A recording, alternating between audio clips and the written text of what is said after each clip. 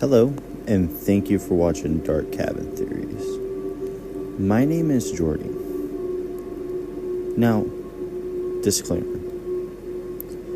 This podcast episode is not about proving anything. I'm not debunking, I'm not disproving, but I'm also not believing. This podcast episode is about why so many intelligent, rational people have experienced the same impossible thing. Objects that appear to move on their own. A door, a cabinet, all opening by themselves. A cup sliding on a table. Things flying off shelves. Something changes when no one is around. And before you jump to a conclusion, before you tell yourself, there's a reason, there has to be a reason, ask yourself something honestly. Why does it feel wrong when you state that there always has to be a reason for something? Is it because without action, you have no causation? That only applies in a physical realm. But what if there is something otherworldly, something paranormal? Do you necessarily have to have a causation in our realm? Can the causation happen in their realm unseen to us? So, let's start with the strongest possible case against anything unusual. You do not remember placing objects. You remember patterns. Your brain assumes routine behavior is the assumption. You usually close the door. You usually put keys in the same place. And you usually straighten objects without noticing. You usually keep things where you expect them to be. And that's where you expect them to always be.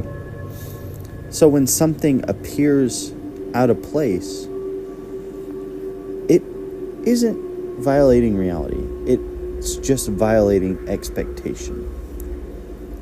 And that does matter to the brain. Buildings are not static. They shift constantly. Temperatures cause wood to expand, different types of metals to expand, and pressure changes do move air. Just like when you open your front door, it can close your bedroom door if it is not completely sealed. Your foundation does settle, and floors can be unbalanced and tilted. One thing that I can tell you is an unbalanced door with pressure changes, such as opening a window, opening your front door, closing your front door, will shut on its own. And what about vibrations? You don't need an earthquake. You can actually just have traffic passing your house. Plumbing, your HVAC system. Something around your home. Let's say, for instance, someone's mowing their lawn. Even wind can interact with your home. So those are all very possible causations for doors and other objects to move slightly. It's very normal. And when something changes without a visual cause, the brain reacts with what just happened. Your brain wants to find a logical pattern. because, consequentially, it is put into survival mode. So your mind does fill in the gaps. From this perspective, nothing uncanny is happening at all. Just flawed memory. And false memories. A false memory is a very real thing. Your brain filled in the gaps, and you will tell white lies to fit the narrative of what you want the person to believe is the truth. So this is a strong case. Now I know I started with the argument against it, but let's talk about the side people rarely defend properly. Because uncanny experiences are not general, they're specific. Humans may forget routine, but they are excellent at noticing differences in their patterns. You may not remember closing a door, but you do remember checking it. You do remember feeling the latch. You do remember locking it, hearing the click. Some people report objects moving against gravity, items relocating, not just shifting, not just wind blowing them over. Repeated events consistently reappearing in the same spot in controlled environments.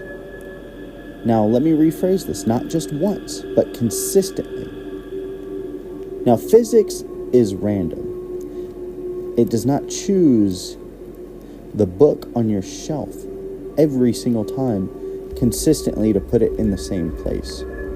It does not single out emotional significant objects. It does not repeat patterns that feel intentional. Coincidence, yes, can explain some cases, but it struggles with pattern reoccurrence. And then there's this. People often report feeling uneasy before discovering the change. Not after, but before.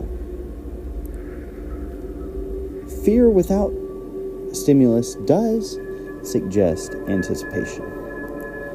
And anticipation without information, let's face it, you are uncomfortable and scared. Which brings us to a case that definitely should not work. And I know you have heard of it.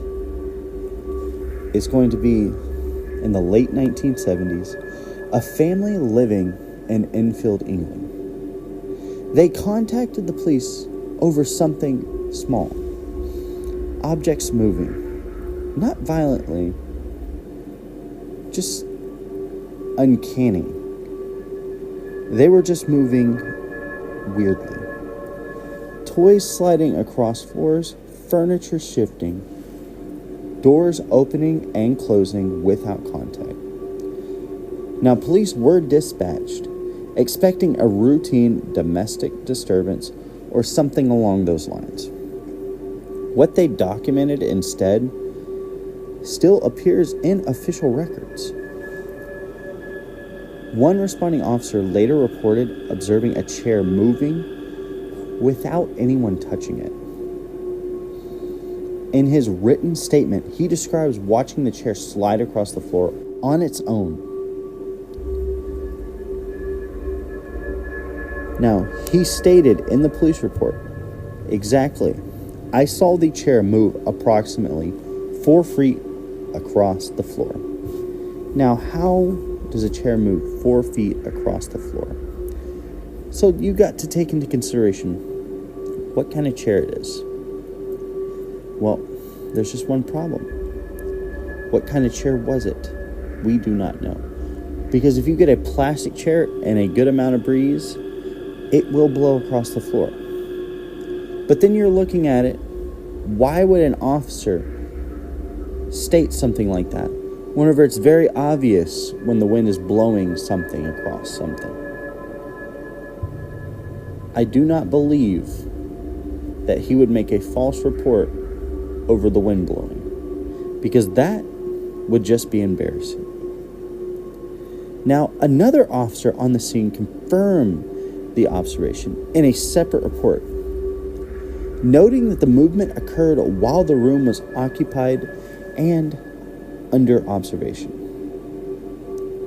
So police reports are not written for mystery. They're written for liability. Officers are trained to avoid speculation. So the wind blowing would be their first analysis if it was. They wouldn't even made the report if it was the wind blowing. Now, they documented what they believed they saw. No explanation was offered, and no cause was assigned. Just documented.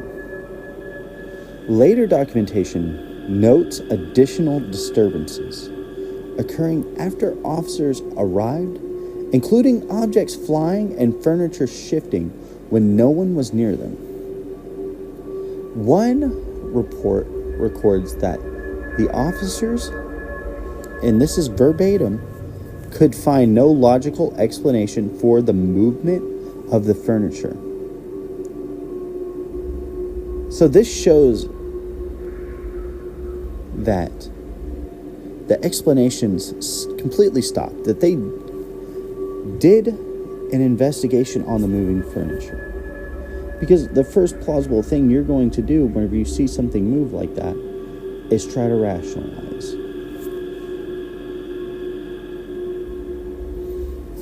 Now, this case does involve children. Stress was present. Media attention escalated events. Some later incidents were admitted to be hoaxes. But that does not erase earlier police observation. Those reports were written before notoriety, before interviews, before the media, before belief had set in motion. If this were exaggeration, it would have collapsed right here. Instead, it remained unresolved. Psychology tells us authority figures can misinterpret events. Expectation influences perception, and groups can influence other members of the group. All true, but psychology also admits something else. Independent observation rarely agrees on spontaneous, meaningless hallucinations, especially not in real time. So this creates a very hard question. What happened? And why does every explanation feel incomplete? Across cultures, long before case files and reports, people already had names for this. Not demons, not monsters. But they called them house spirits, watchers, and tricksters. They didn't attack. They solely moved objects, moved boundaries, made themselves known without being seen. Now, modern thinking dismisses this as folklore, but folklore doesn't survive centuries without repetition. And repetition doesn't happen without experience. That doesn't make belief correct in a sense, but it also doesn't make dismissal correct either. So where does that leave us? It leaves us with police reports that describe movement but offer no meaning, with psychology that explains perception but not persistence, with stories that collapse under belief and survive skepticism. Maybe nothing is happening, but maybe something is. What do you think happened? What do you think could explain objects moving by themselves? Do you think that there are outside forces that do have influence on our reality? Or is this all just something that science can explain? Comment down below. Thank you for watching. Don't forget to like and subscribe.